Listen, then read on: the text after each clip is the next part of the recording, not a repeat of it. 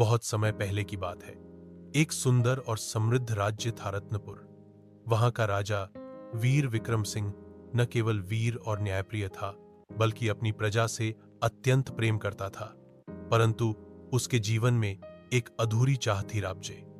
राज्य कोई स्त्री नहीं, बल्कि उसकी बचपन की बनाई हुई एक कल्पना थी, एक स्वप्न नगरी जिसे वह अपने मन में हर रात देखता और हर सुबह भूलने की कोशिश करता। जब राजा छोटा था तो वह जंगलों में घूमा करता, नदियों के किनारे पत्थर फेंकता और अपने सपनों में एक ऐसी नगरी बसाता जहां कोई दुख न हो, जहां हर कोई मुस्कुराए, जहां न युद्ध हो न द्वेष। उस नगरी का नाम था राबजे। राजा बड़ा हुआ, युद्ध लड़ा, राज्य बसाया, पर मन में राबजे की कमी बनी रही। एक दिन एक साधु दरबार में आया। उसने राजा से कहा, महाराज, आपकी आंखों में एक अधूरी चाह दिखती है। क्या आप राबजे की खोज में हैं? राजा चौंक गया। किसी ने कभी राबजे का नाम नहीं सुना था, फिर यह साधु कैसे जानता था? साधु मुस्कुराया, राबजे एक जगह नहीं, एक भावना है। उसे कोई तलवार से नहीं जीत सकता, उसे केवल समझ और करुणा से पाया जा सकता है। राजा ने उसी समय निर्णय लिया, अब वह कोई युद्ध नहीं करेगा, अब वह सिर्फ राबजे को बनाएगा।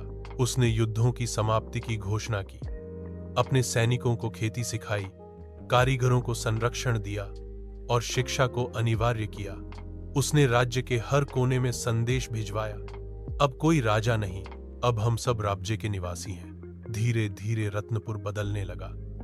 लोगों के चेहरों पर शांति आई, बच्चे खेलते, बुजुर्ग कहानियां सुनाते और राजा हर सुबह जनता के बीच बैठकर उनकी बात सुनता।